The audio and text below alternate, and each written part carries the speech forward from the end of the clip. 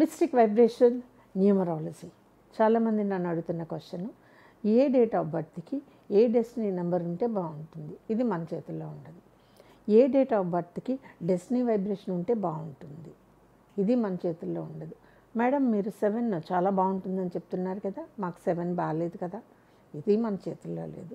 Madam 4, 13 బాగుంటాయి అంటారు, మాకు బాగాలేదు, ఇది మీ చేతుల్లో లేదు. నెంబర్లు బాగాలేక కాదండి, ఇదంతా నెంబర్లు బాగాలేక కాదు. చెప్తాను కదండి, నెంబర్ ఒకటే ఉంటుంది. 4లో అద్భుతంగా అడ్మినిస్ట్రేషన్కి వెళ్ళగలిగిన వ్యక్తి ఉన్నప్పుడు, అదే 4లో సంపాదన లేని వ్యక్తి ఉంటున్నాడు.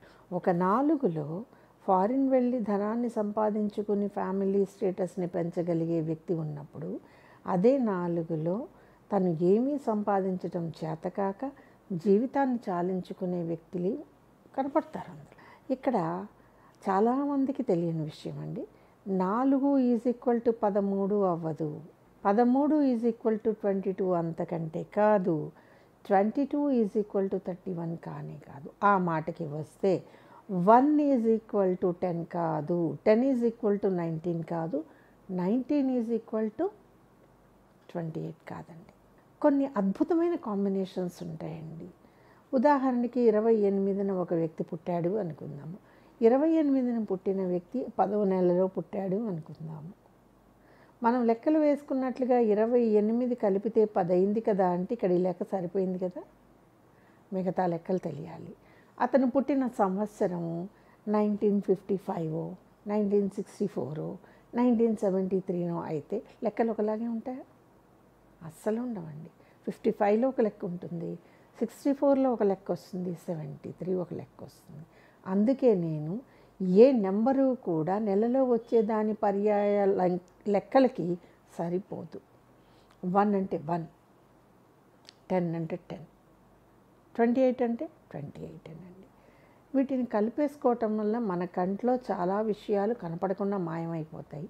మెయిన్ ఇష్యూస్ ఏవి కూడా బయటికి రావండి. అందుకే లెక్క వేసేటప్పుడు మీరు 19 అయితే 19 అనే వేసుకోండి.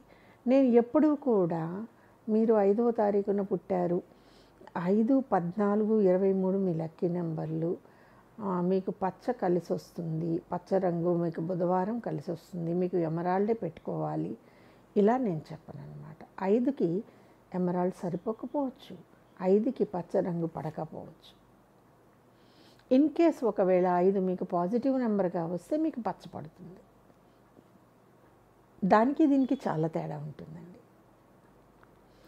ఇక్కడ అందుకే అంటానండి, మీ డేట్ ఆఫ్ బర్త్ ఎనాలిసిస్ జరగకపోతే మీకు సరైన పేరు ఇవ్వటం కుదరదు. మీ డేట్ ఆఫ్ బర్త్ ఎనాలిసిస్ సరిగ్గా కుదరకపోతే మీకు పేరులో అక్షరం ఎక్కడ ఎలా ఉండాలి తెలియదు.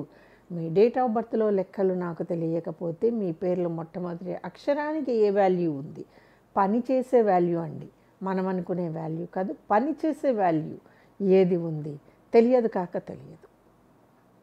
చాలామంది అంటారండి న్యూమరాలజీ డెడ్ ఈజీ అండి, ఎవరమైనా నేర్చుకోవచ్చు, ఎవరమైనా వచ్చి చెప్పేసేయచ్చు. Yes, carry on, go head. నిలబడరే, నిలబడాలి కదండి. ఎక్కడ నిలబడుతున్నారు?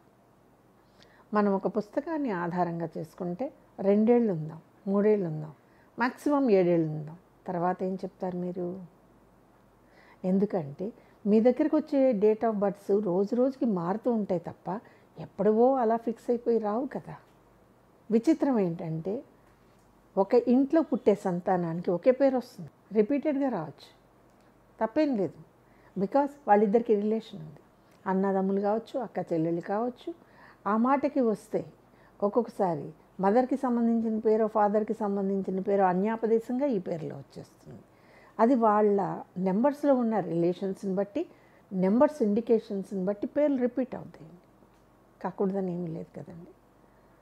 ఇప్పుడు నక్షత్ర పాదానికి ఒక అక్షరమే అన్నప్పుడు ఎంతమందికి ఆ అక్షరం రిపీట్ అవుతుంది, ఎంతమందికి ఆ పేరు రిపీట్ అవుతుంది? రిపీట్ అవుతాయండి, పేర్లు రిపీట్ అవ్వకుండా ఉండవు. కానీ రిపీట్ అయ్యే పేర్లలో కూడా మనకి పడినప్పుడు తీసుకోవాలి. చాలామంది మా పక్కింట్లోనే ఉందండి ఈ పేరు, మీకు పడినప్పుడు అది పక్కింట్లో ఉంటే మీకు నష్టమైంది. ఆ కారణంతో మీరు మీ అంత బలమైన పేరుని వదిలేసుకుంటారు. కొన్ని కొన్ని ఉంటాయండి, అవి మన ఎమోషన్స్ని దాటి మనని ఆలోచించనివ్వు. అటువంటప్పుడే తప్పులు జరుగుతూ ఉంటాయి. అర్థమైంది కదండి.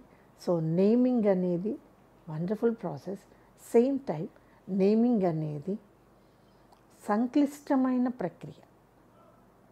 లెక్కలన్నీ వేస్తే అద్భుతమైన పేరు మీ సొంతం. లెక్కలు వేయకుండా బద్ధకంగా ఇస్తే ఆ పేరు పెట్టుకోవడం కూడా అనవసరం నా దృష్టిలో.